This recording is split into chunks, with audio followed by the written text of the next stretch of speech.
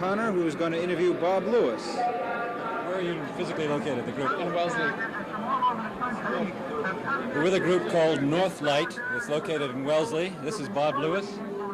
And Bob, you have a tape up there now in delicious color, which people can't see, but it involves laser. Right. This is, I took several different laser beams and distorted them, and they come out with very, very little intricate beams to some crazy pattern. Anyway, it's a series of laser distortions with music.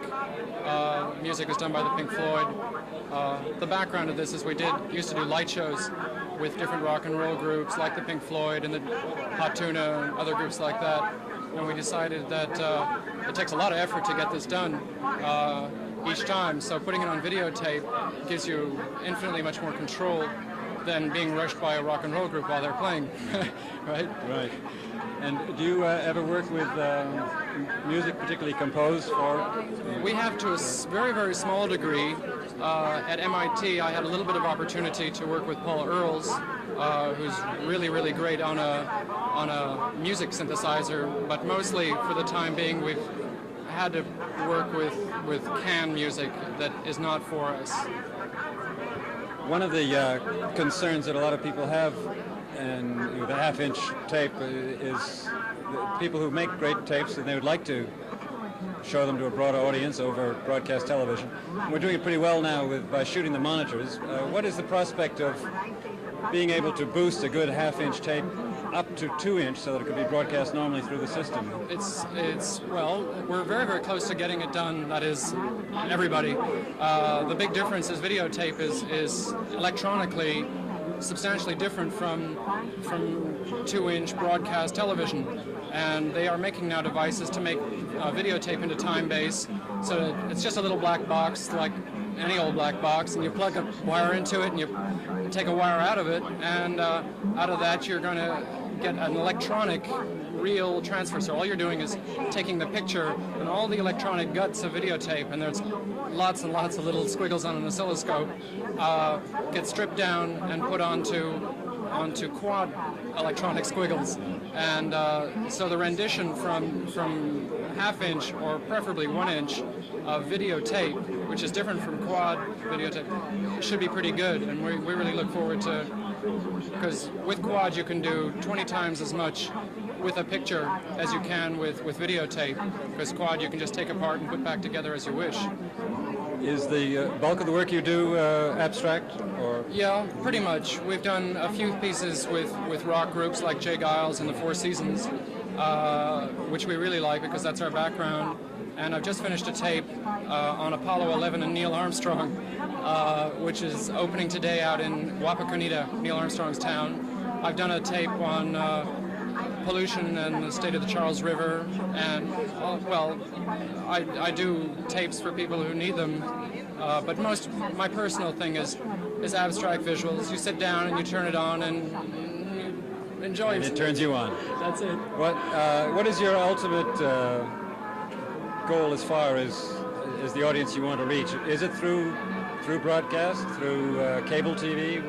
How do you see the future as far as dissemination of your work?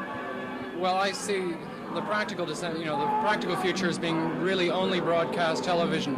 Cable is doing a hell of a lot of work, but it's going to be a long time before they can spread out and make people really happy. I mean, you get a better picture, but I think broadcast television, when you've got an audience of 10 or 15 million, you really can't beat it, right?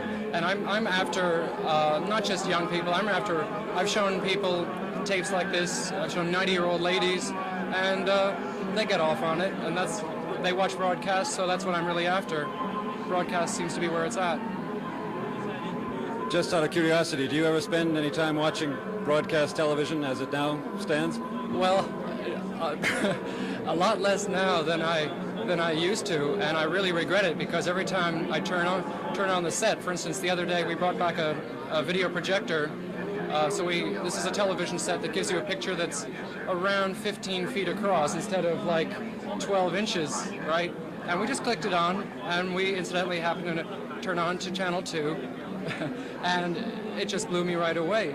Would you back up to that television? Video projector. So you. Oh, the projector. Which? Right. Yeah. And we just turned that on the air because we just wanted to see our new projector and see how it worked.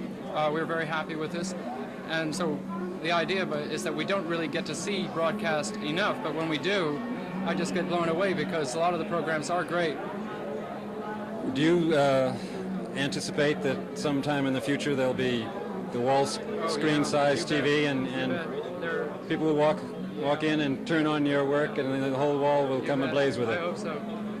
There are all sorts of screens. The best one I heard is you just pick it up and hang it on the wall and click it on and and it's only an inch thick. So I think in a few years people are going to have, instead of picture window on one side of the wall and a video window on the other side in full color with stereo sound and the whole works. So I'm looking forward to seeing large screen. It comes out 20 times better than a little tiny screen like ours. So we do hope that a lot of people buy big television, a 15-foot television set. That's what you need, and you get it that way. All right, as long as that doesn't mean commercials wall size too, I hope. No, we can maybe all of a sudden press it. Well, we don't have them here, please. Maybe they'll put in a little button so that it'll shrink them down to 2-inch when the commercials come out. Okay, thank you very much, Bob Lewis. Ed Baumeister, please take it away.